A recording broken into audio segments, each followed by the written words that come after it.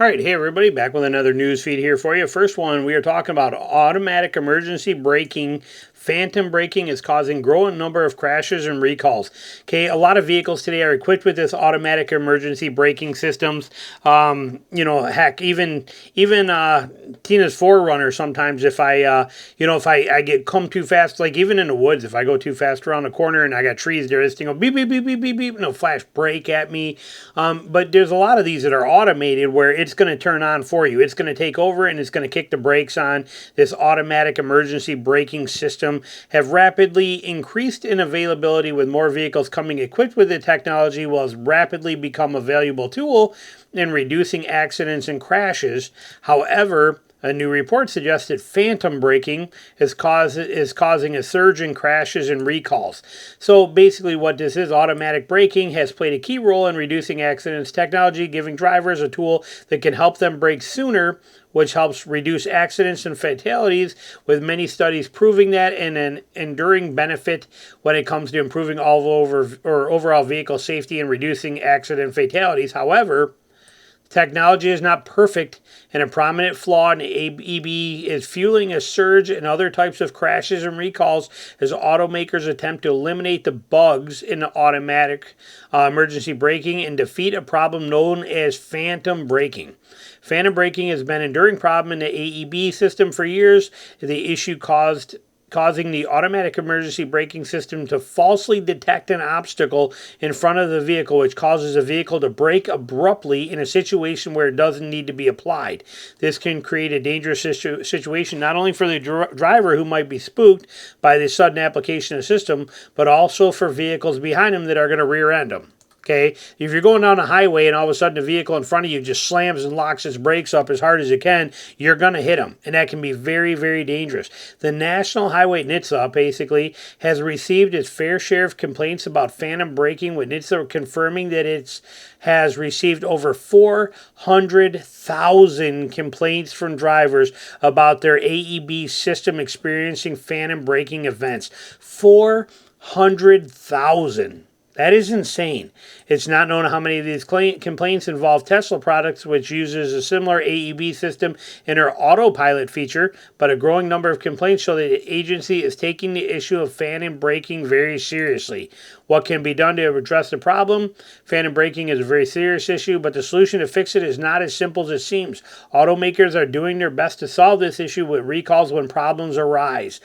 It's tech. Tech sucks. Tech cannot work in a car. It's not a computer. It's not a laptop. It's a vehicle moving at 80 miles an hour down the highway, and tech does not work. I'm sorry. I just can't get behind all of this. Learn to drive a car and pay attention and put your phone down. I just don't get it. Subaru, for example, announced a recall in 2019 for over 1.3 million vehicles due to faulty AEB systems, while other makers have announced similar campaigns over the years. Many of the recalls focused on bad hardware. Sometimes phantom braking can be caused by faulty software, giving incorrect data to the sensors and other components of the AEB system.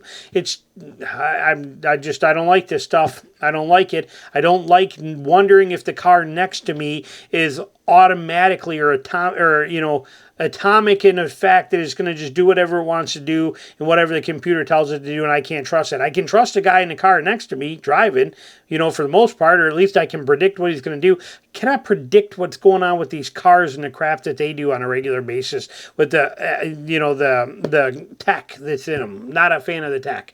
This one right here, speaking of tech, Tesla delivers brand new Cybertrucks full of trash and covered in dirt. It's not just one. This is kind of funny and it's ha ha ha, but on the same note, it is a $100,000 truck. You would never expect a $100,000 vehicle to come from any dealer in the condition these things are. They basically got junk in them, like literally Red Bull cans and garbage in them. They say that there's in recent months, over more than 24 Cybertruck owners have posted social media about Tesla delivering them dirty trucks with muddy floor mats, dusty interiors, sticky residue, unsightly spots on the outer panels. Others have posted unusual white streaks in the truck bed and hazy coatings on the windshield that obstructed view. It's just going on here, and it's getting pretty ridiculous. Now, they're going to give an excuse in here because what people do is they give excuses now. Okay, excuses and words. I guess that's where the power comes from today. The pressure to get these trucks quickly into customers' hand is taxing on some delivery centers where staffing is thin, and there has been confusion over how to clean the novel truck, an ex-employee says. Obviously, that's probably why he's an ex-employee. Okay, I mean, no offense, but $100,000 truck, clean the dang thing up. Okay, some of these guys are like, each Cybertruck at least took two full hours to detail compared to with 45 minutes for other the Tesla Model Y.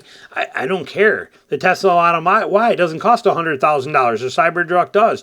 Give it the extra hour and 15 minutes. Okay, but this is the world we live in. Moving on from that one, the big one right here. Toyota Tundra is beating Ram in market share. This has not ever happened before in history. Toyota or Ram still outsells Tundra by a wide margin, but the gap is closing. Okay, this is pretty huge. This is a pretty big deal. Domestic brands, Ford, Chevy, and Ram, the three domestics, always dominate the full-size world. Okay, it's been that way since the beginning. Toyota's way down there somewhere, way down lower than that. So is Nissan. Dominated here in the U.S. by the domestic brands. But what is happening here is what's going on is S&P Global says that the Tundra market share has surpassed Ram. The switch occurred in January of 2024, and thus far it doesn't appear to be a glitch. Data from April 24 shows that the Tundra market share crested at 15.3%, where Ram is below 10%. Toyota isn't far from the GMC Sierra either, which has climbed slightly since January to land around 17%. Now they give us a graph right here. We'll take a look at it. If we check this and see it right here, you can see full-size half-ton pickup models share the segment. Now remember, for Ford, Chevy, and Ram, they combine all of their F-Series, like F-150, 250, 350, okay? And then, like, Ram is going to be the 1500, 2500, 3500. Same with Silverado. So they keep all of those mixed in together. But you can see the lines here with the yellow being the Ford F-Series, okay? And they even call it the F-Series, but not F-150, but the F-Series. But you can see their sales and where they always are, and that's to be expected, okay, going all the way back to 2021. You can see here where we got Chevy right there with them. It's always been this way. The Ford versus Chevy BS stuff that we hear, that's always been right there yet. So many people in the comments, I'd never buy a Chevy. Look at that. Apparently many people do. And then if you throw GM in the mix, which is this pink one, the GMC, you know, you're right there as well too. And when you combine GMC and Chevy, you blow Ford out of the water. Okay, but Ford is still the #1 F-Series truck, but they're really not, because the GMC and the Silverado are basically the exact same thing. One is in a tuxedo, one is not. But since one says GMC, one says Chevrolet, they break them apart. Here's the Tundra line right here. The bottom one that's Nissan. Okay, look how flat that's been. Very sad. What a great truck, but you can see how flat Nissan has been for the last couple of years. No wonder they're getting rid of it. Very sad to see that it's gone this way, because it is an amazing truck. But look at Toyota. Okay, look at this history line, what's going on, all that kind of stuff. And then you come into right about here is where we announced that recall. Okay, somewhere right in here, April. Look at, I mean, these numbers are hitting huge. Okay, even with all the problems. Now, this is probably where that recall hit in there, and we found out about that, which is knocking them down again, and we don't see any further yet than April. But so maybe that's going to drop. We don't know, but pretty interesting what's going on at Tundra. Look at it. It's just going up and up and up and up on Tundra, where Ram, which is our green line right here, look at they've done, okay? Okay, here's where they should be. This first part of this is what Ram, Chevy, and Ford look like forever. Okay, that's very similar to how they play their game over all kinds of years. And then, you know, you look at it here. Look at what happened right here. Boom. Look at this drop.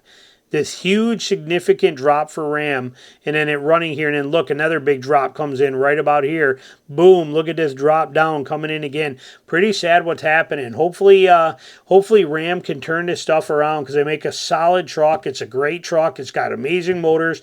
People love them, but they're just priced. This is all price related. Ram has priced themselves out of the market. If they would just fix the window sticker, they would just take a pen like this and fix that window sticker there, then this would turn around and shoot right back up instantly. But Tavares, the CEO of Ram, of Stellantis, he's too concerned with his $40 million a year paycheck and, you know, his 50% raise that he just gave himself this year, that he can't be bothered with any of this stuff. But this is the problem with Ram right there. And Toyota is capitalizing on that and taking market share away and doing a fantastic job of it. So way to go on that, Toyota, and way to go on fixing the recall on the Tundra is the right way, getting these things sorted and not losing that customer base. So let me know your thoughts down below. Thanks for watching.